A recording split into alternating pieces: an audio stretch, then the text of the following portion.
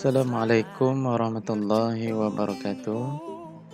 Alhamdulillahi rabbil alamin wassalatu wassalamu ala asyrafil anbiya'i wal mursalin wa ala alihi wa sahbihi ajma'in. Rabbi shrah li sadri wa yassir li amri wahlul 'uqdatam min lisani yafqahu qawli.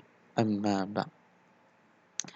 Pelajar-pelajar yang dikasihi sekalian, alhamdulillah kita bersyukur kepada Allah kerana pada pagi yang mulia ini kita dapat meneruskan pelajaran kita secara atas talian ataupun PDPR bagi Mada Tauhid tahun 5. Pelajar kita akan sambung tajuk kita pada minggu lepas, iaitu Isra' dan Mi'raj, dan hari ini kita akan sambung bahagian yang kedua. Baik. Hari ini kita akan masuk ke tajuk kecil yang lain, iaitu ketika mana Nabi sallallahu alaihi wasallam menerima kefarduan solat di Sidratul Muntaha. Di Sidratul Muntaha, Nabi Muhammad sallallahu alaihi wasallam telah menerima kefarduan solat sebanyak 50 waktu sehari semalam daripada Allah. Ketika Nabi sallallahu alaihi wasallam naik ke Sidratul Muntaha bertemu dengan Allah, Allah telah memfardukan kepada Nabi Muhammad 50 waktu solat sehari semalam. 50 waktu solat sehari semalam. Dalam perjalanan pulang ke bumi, Nabi Muhammad bertemu dengan Nabi Musa di langit ke-6.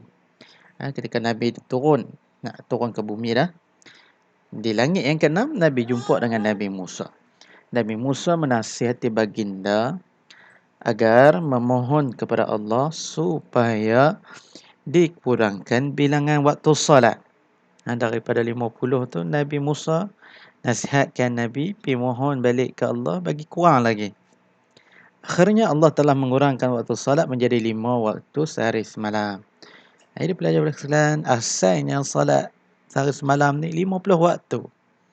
Tapi dengan berkat permohonan daripada Nabi sallallahu alaihi wasallam, maka solat tersebut hanya difardukan 5 waktu sehari dan semalam. Alhamdulillah. Kalau tidak, kita kena bayang 50 waktu sehari semalam.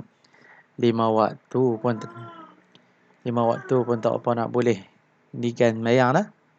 Ni kan pula 50 waktu nak bayang celah mana kita. Mana?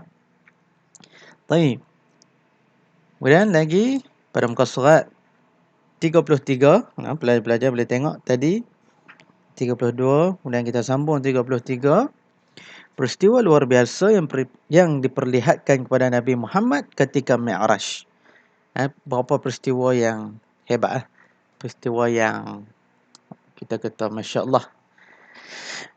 Luar biasa yang berlaku, yang Nabi tengok dengan mata kepala dia sendiri. Yang pertama, orang yang berjihad pada jalan Allah.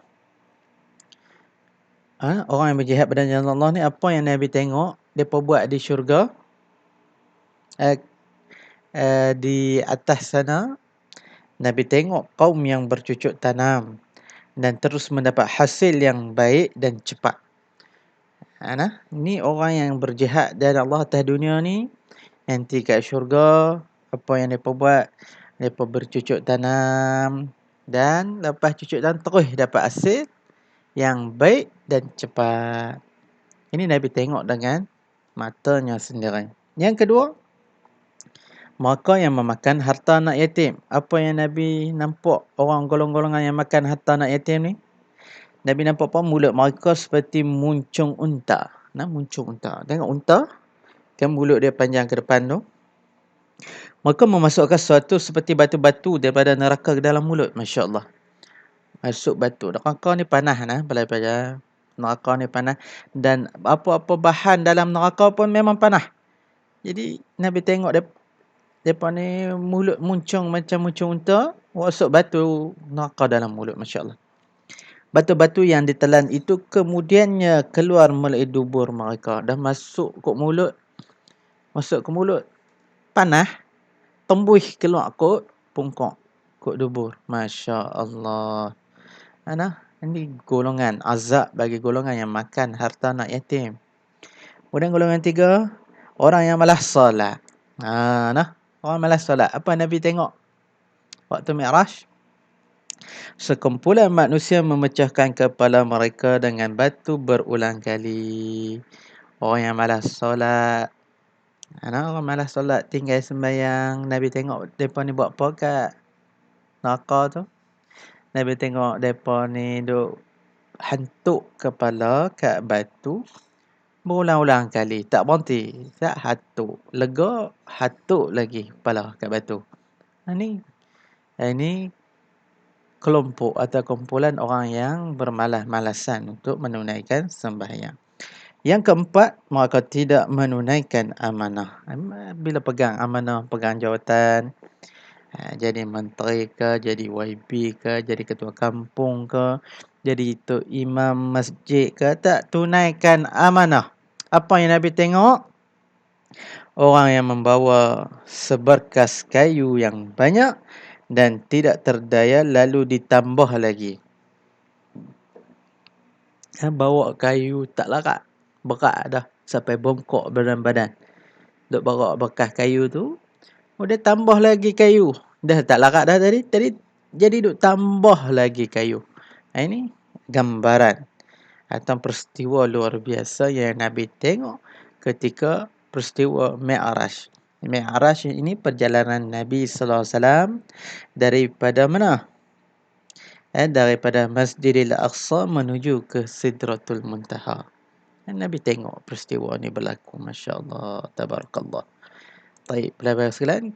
Kemudian kita tengok pada muka surat 34. Yang tiba daripada peristiwa Isra' dan Mi'raj yang pertama.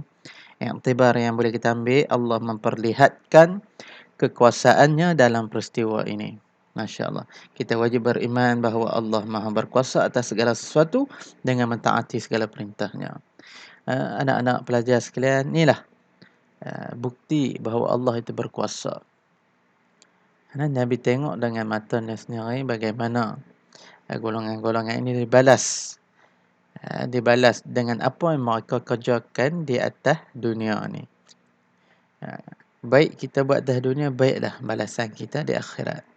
Jahat kita di dunia, buruk kita di dunia, buruklah balasan kita di akhirat nanti. Ini menunjukkan Allah berkuasa. Yang kedua, kefarduan solat berlaku di Sidratul Muntaha. Jadi fahamlah kita bahawa kefarduan solat kita wajib sembahyang ni ketika mana? Ketika Mi'raj. Nabi pergi ke Sidratul Muntaha bertemu dengan Allah. Waktu itulah kita diwajibkan untuk sembahyang 5 waktu. Yang mana asalnya 50. Dikurangkan menjadi 5 waktu sahaja. Ini menunjukkan keistimewaan ibadah solat yang menjadi tiang agama. Hebat. Sembahyang ni Nabi terima di tempat yang hebat. Nabi bukan terima wahyu di bumi ni. Nabi terima kefarduan sembahyang ni di Sidratul Muntaha tu. Jumpa Allah di Sidratul Muntaha. Tinggi sana tu, langit yang paling tinggi tu, di tempat Allah tu.